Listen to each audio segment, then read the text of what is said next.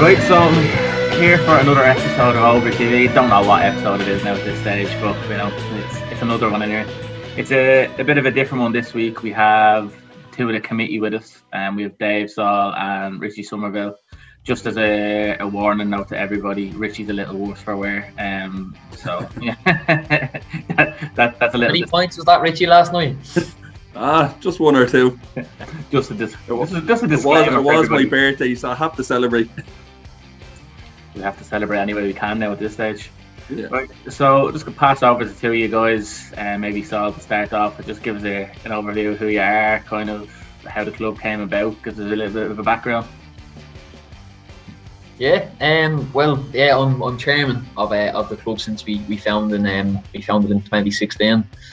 I guess it all came about from I used to run charity football games since I think it was probably about 2012, and myself and a good friend of mine, Dave McCoy, we were always in the pub chatting about kind of would we or won't we set up a team, and we never kind of got around to it. It only ever turned out to be like 5-on-5 Astros and stuff. But one particular year we were doing a charity match for a neighbour of ours, and after that match, then myself, Dave McCoy, and then Eric Murray, anybody involved in the club would know about Dave and Eric, sitting having a pint in the local in Hearns one night, and one of them said to the other, let's stop talking about it, let's get it going. And that's kind of basically how it started. So it kind of spawned from doing the charity games over the years. Richie would have been involved in the charity games as well a couple of times, and that's how we kind of all got going at the start. So gone strong. What was it, 4 or 5 seasons later? This last season feels like about 4 or 5 seasons all in one. Yeah. I'll tell you. How about you, Richie? How did you get involved and your backstory?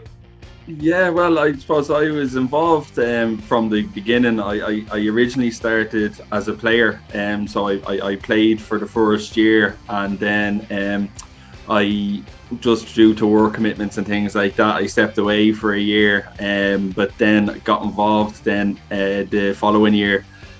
So Dave McCoy, he was busy with certain things, life, you know yourself, and then he had a chat with me, as did Dave and Eric. They wanted to get a third person on board, so we'd be good friends, and just from being involved from the beginning, they asked me did I want to get on board with the committee, and I was delighted to. So I jumped on board. Then at that stage, so Dave McCoy's kind of stepped away, and I stepped into his shoes, and I've been involved then since, and now I'm the club secretary. So yeah, it's been good, and that's where we are now. Cool. Right. So to give you an overview of what's going to work here, I know I've given you a brief heads up, but probably not too much. So we're going to do a little bit of a quiz about probably last season, because if we go back any further, there's no point. We won't know any of the answers. So we'll go back, but saying that last season stretches all the way back to 2019. So I'm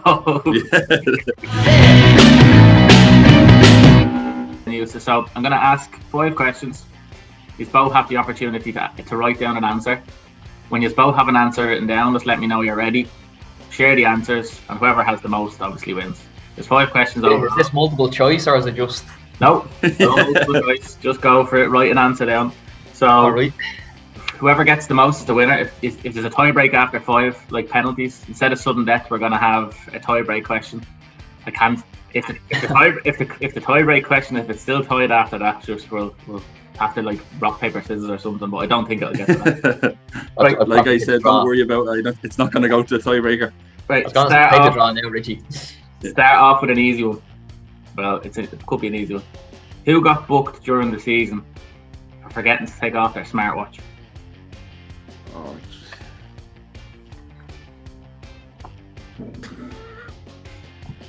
They made it all the way into the second half until Paul Lang realised and booked them. Do you get bonus points if you know the fixture? No. That's the only question I'm going to know, I'd say. Yeah, I have no idea. Right, let me know when you have an answer written down.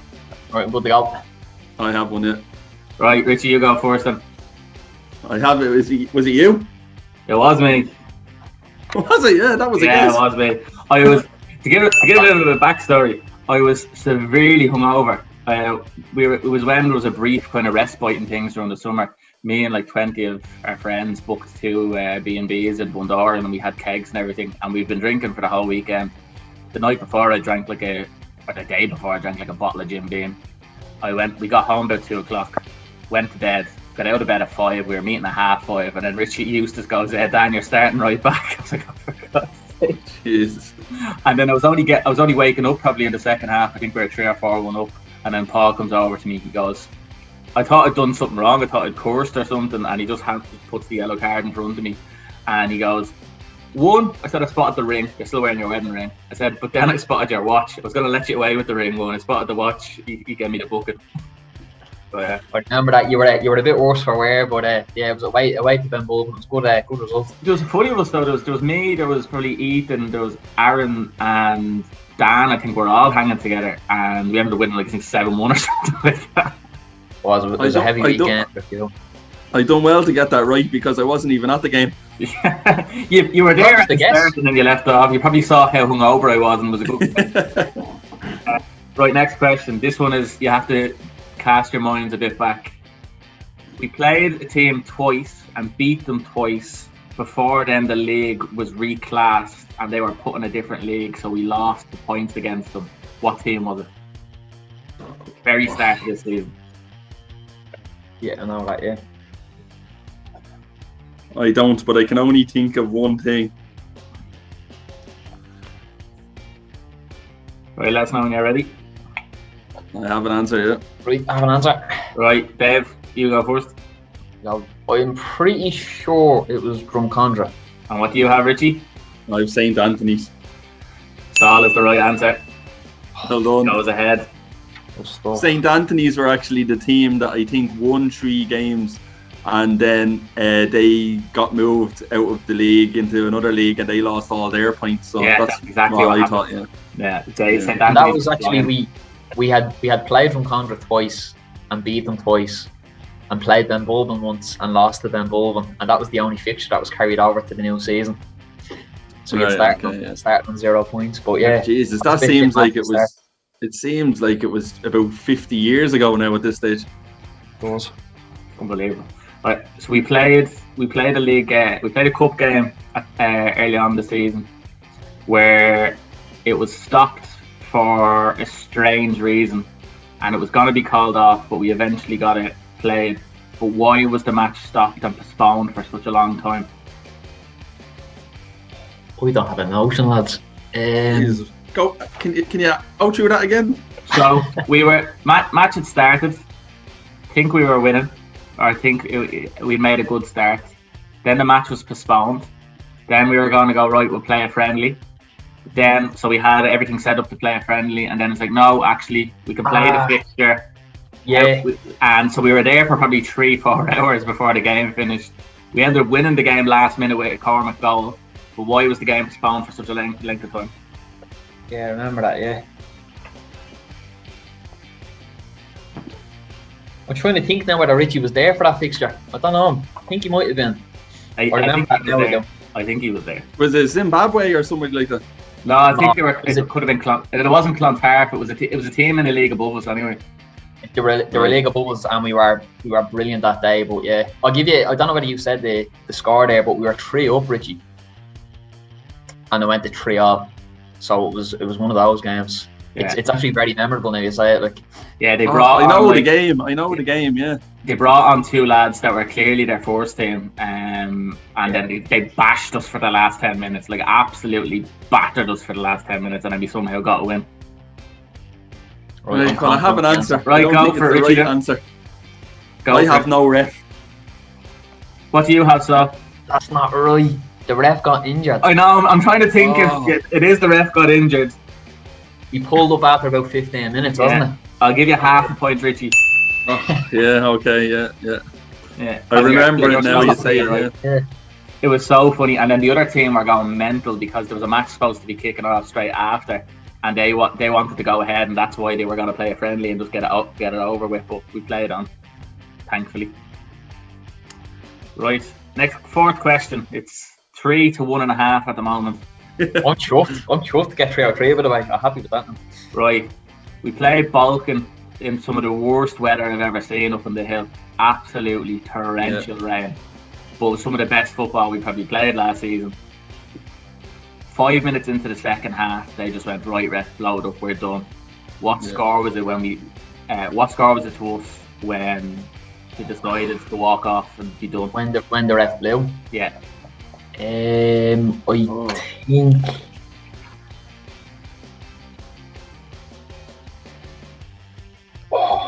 think I might be a goal out, but I'm gonna go over it. Yeah. Got an answer, Richie? I do, yeah. Go for it, Richie, then. You're behind, we'll give you the answer. 3-0. So, what you got? I think we scored. It was 4-0 at half time. I think we scored a fifth, and then the ref called it. Saul's got the right answer again. Is it? Oh, Yeah. Jesus. We'll go through the last questions anyway, even though Saul's won. Comfortably won. We'll go through the last question and we'll do the tiebreaker one for the crack. For the last. That was the worst weather I've ever seen in a match. And come here, I wear contacts, and the rain was so heavy. I played the match, like I played the 55 minutes or 45, whatever it was. I couldn't see for a good half an hour of that match. Yeah, it's insane. I couldn't see. Yeah. There was 2 matches back to match. We beat Anthony's comfortably the week before in the rain like that, and then we beat Balkan comfortably in the rain. But I think both matches, me and Richie are on the bench, and it was way worse being on the bench than playing in the match. Getting absolutely drenched. I never seen so many people fitting into a small dugout just to try to get away from the rain. Oh, it was unbelievable. Right, last question. We were all there. We know Sean scored the winning goal in the Shield final. Who scored the first 2 goals for us?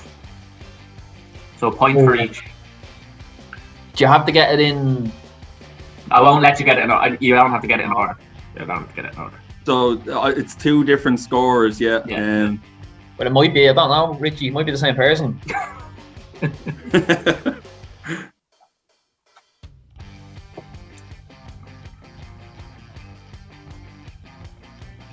I think I definitely know one. I'm actually very confident I know both. I'm pretty sure. Oh, hold on.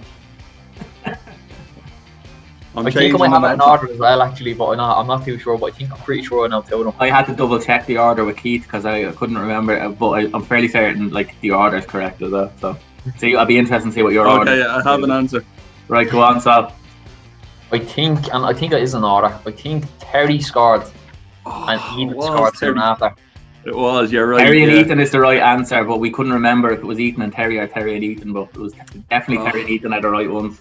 Yeah, I have Ethan and Robbie. But yeah, you're right, Terry. Yeah, I remember that goal now.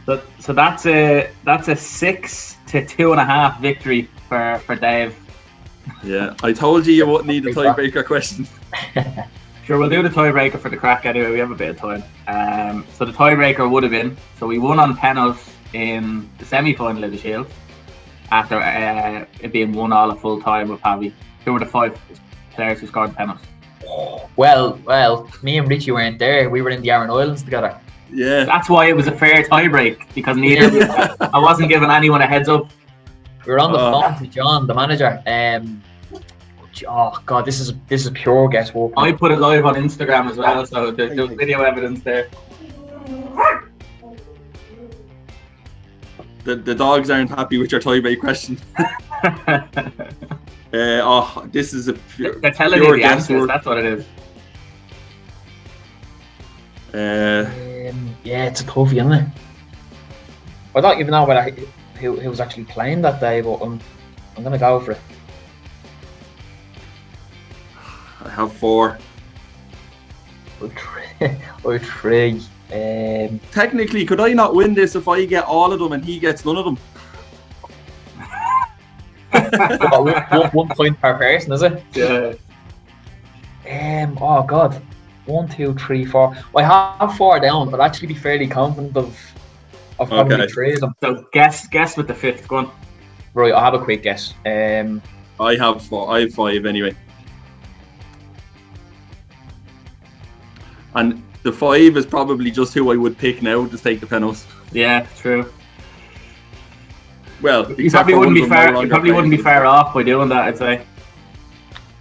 Oh, I'm after changing my mind. Right. Keith was one. Did either of us have Keith? No. Yeah, I have Keith. I'll put mine up there. I went for Keith. Yeah. Alright, Richie, show me yours then, because I can see his there. Can you see that? Why are you writing in pencil? Robbie, Ethan, Aaron, Cormac. So, Richie, you have 3, and Saul, you have all 5. Well done. Yes. So you wouldn't have had to come back. The best thing about that was Ethan got in goal. Because for people who don't know, Ethan played underage goalkeeper for Ireland. So when it came to the penalty shootout, we did a tactical switch and put Ethan in goal. But then he jumped out and scored a penalty as well.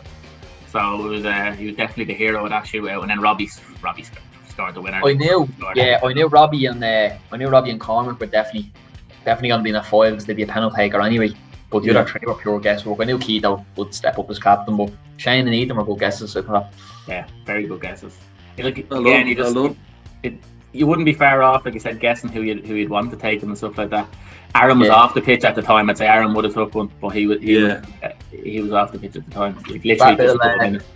That little mistake there. I had Aaron written down and I changed to Ethan last minute. Well done, Dave. Yeah, well done. Comfortable win. Richie, we forgot to tell you now. You owe Saul a bottle of Prosecco or wine or something. Some little fine you have to provide him with, or even some Galahad he might take instead. I wouldn't step in. I wouldn't step into Aldi to get the Galahad.